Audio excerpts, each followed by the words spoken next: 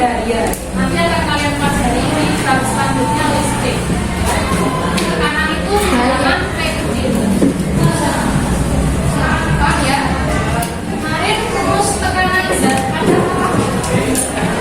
P.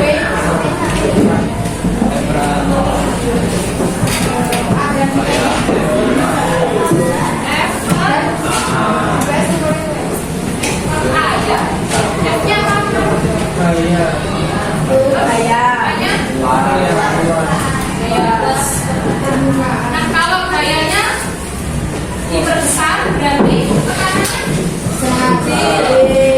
besar ya.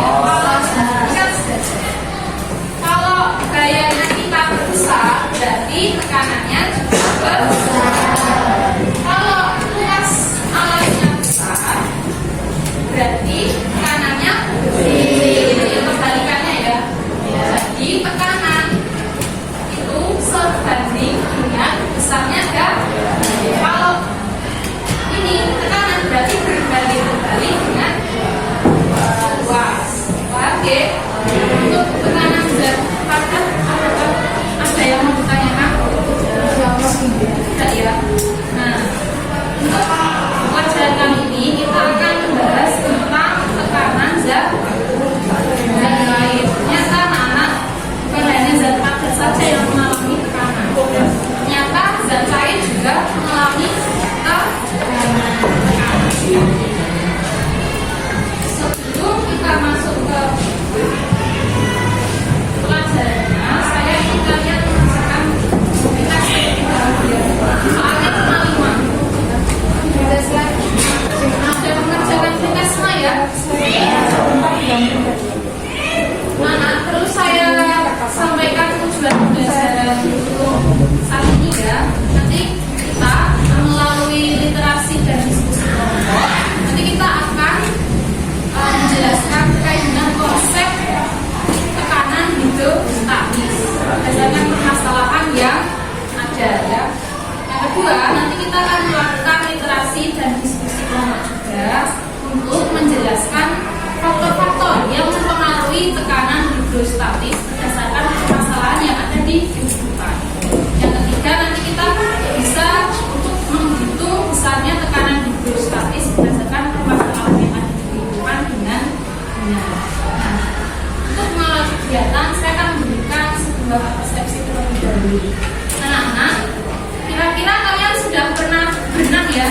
Nah, ketika kita berenang, apa sih yang kalian rasakan ketika berada di dalam air?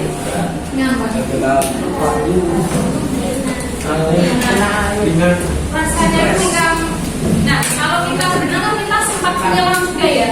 Nah kalau pas kita menyelam di dalam air itu rasanya gimana? Rasanya sakit nggak? Ya, sakit nggak? Kalau misalnya kita berenang lebih ke dalam lagi.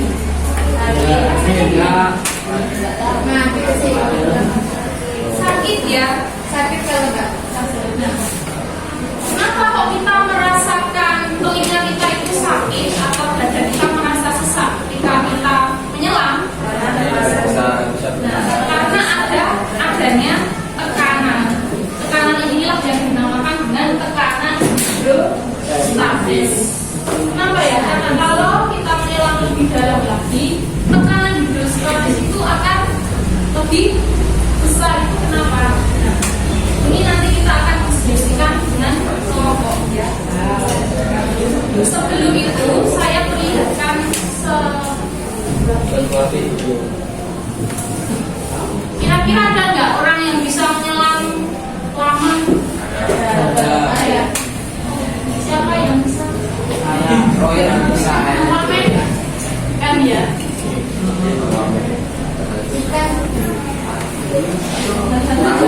Nah, ini akan kalian diskusikan dengan kelompok kalian ya, dengan mengerjakan LKPD. Kelompoknya saya bagi menjadi 8 kelompok.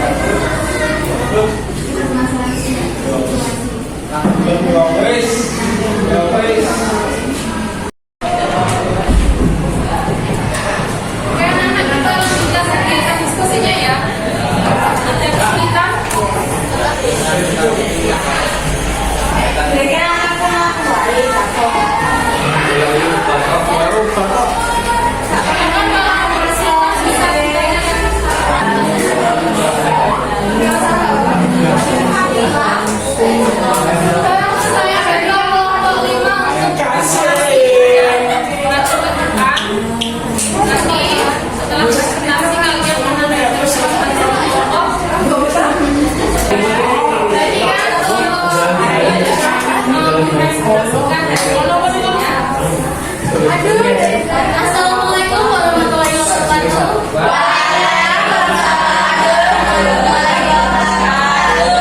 yang kedua akan membacakan undang-undang bimbang ini yang sudah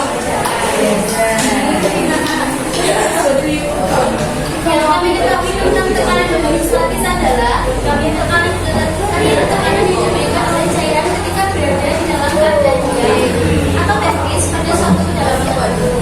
Rumus dari tekanan testis adalah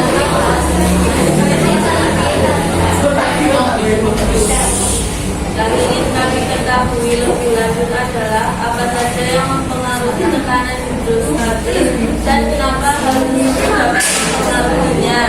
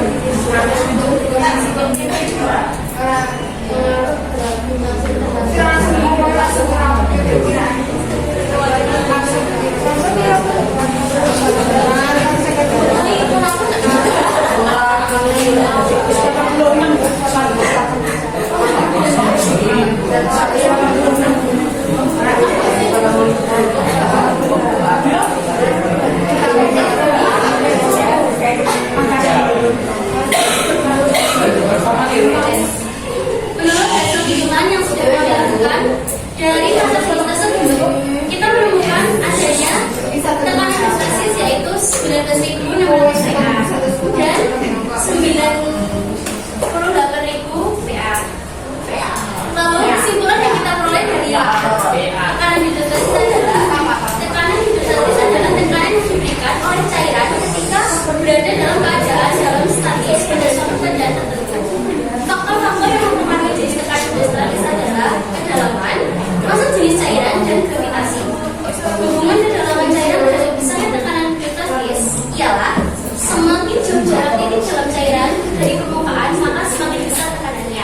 Kemudian, hubungan massa jenis terhadap besarnya tekanan hidrostatis ialah semakin besar massa jenis suatu cairan, maka semakin besar tekanan hidrostatis yang dihasilkan pada kedalaman. Lalu, hubungan gravitasi terhadap besarnya tekanan hidrostatis adalah pada tempat-tempat dengan gravitasi berbeda, tekanan hidrostatis pada kedalaman yang sama akan berbeda juga.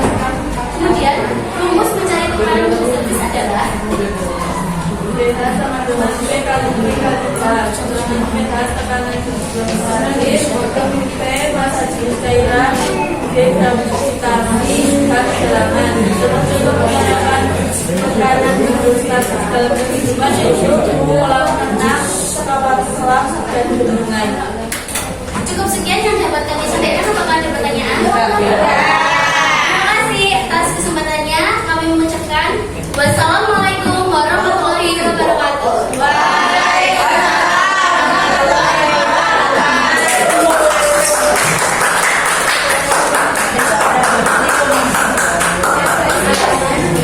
Jadi kalian nanti sudah melakukan interaksi dan diskusi kelompok ya terkait dengan permasalahan dan kenapa kalau mengulang itu rasanya sakit, telinganya atau dadanya sesak. Itu jadi tadi karena apa? Karena adanya tekanan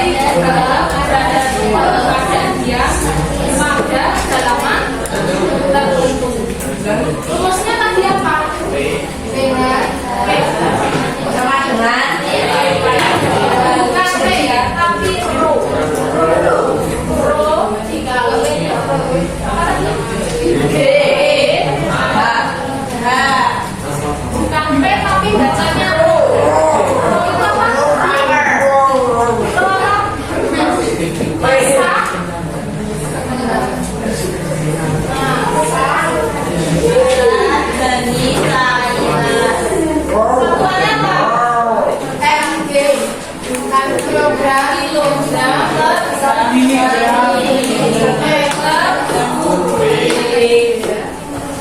apa?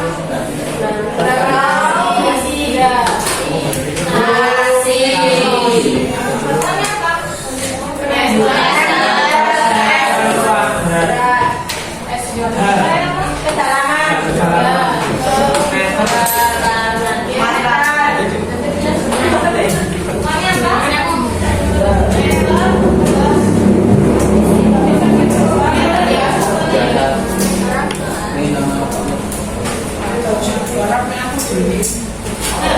Hubungannya apa? Kalau massa jenisnya semakin besar, berarti tekanannya juga semakin besar. Ini kan sederajat semua ya. Gak ada yang berbanding terbalik ya. Berarti kalau massa jenisnya besar, berarti tekanannya besar juga. Kalau gravitasinya besar, berarti tekanannya juga besar. Nah, kalau kedalamannya juga lebih dalam atau lebih besar, berarti tekanan yang diberikan akan semakin besar. Sampai di sini paham?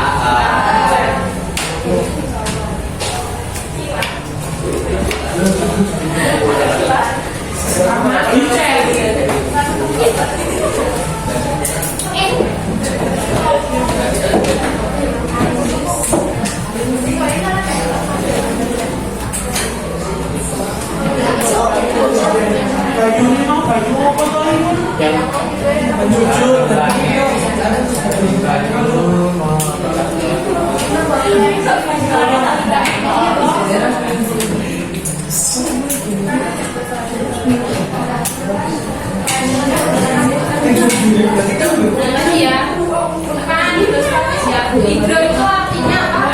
Air. Kalau statis artinya berarti tekanan hidrostatis adalah tekanan yang diberikan oleh air yang berada dalam badan dia pada suatu kedalaman tertentu. Sampai sini kan ya pengertiannya ya. Terusnya kalau bukan P ya, tapi P ya sama dengan yang kali tingkat kebetulannya contoh tekanan hidrostatis dalam kehidupan sehari-hari. Contohnya tadi ya, ketika kita menyelam ya, ketika kita menyelam atau berenang kan tadi kalau di kedalaman yang lebih dalam berarti rasanya gimana? Sakit ya? Dadanya atau telinganya sakit. Nah, itu karena adanya tekanan hidrostatis. Yang kedua adalah ini gambar apa ini? Kapal selam itu didesain dengan desain khusus ya, agar dia itu bisa mampu menahan tekanan hidrostatis di kedalaman lautan, biar dia bisa menyelam di dalam. Terus ini gambar apa? Kalian pernah lihat juga ya?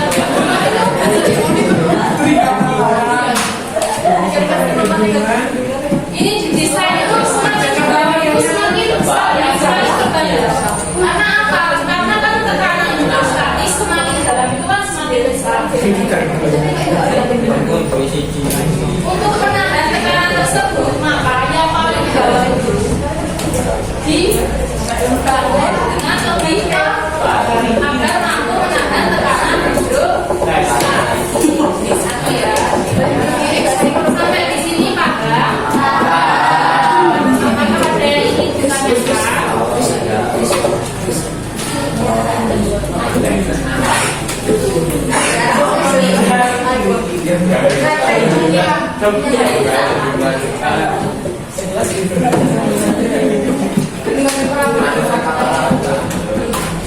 Kalau kita belajar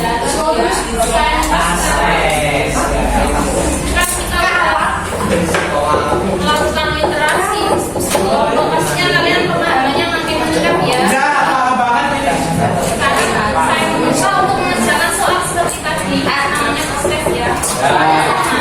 Lima butir,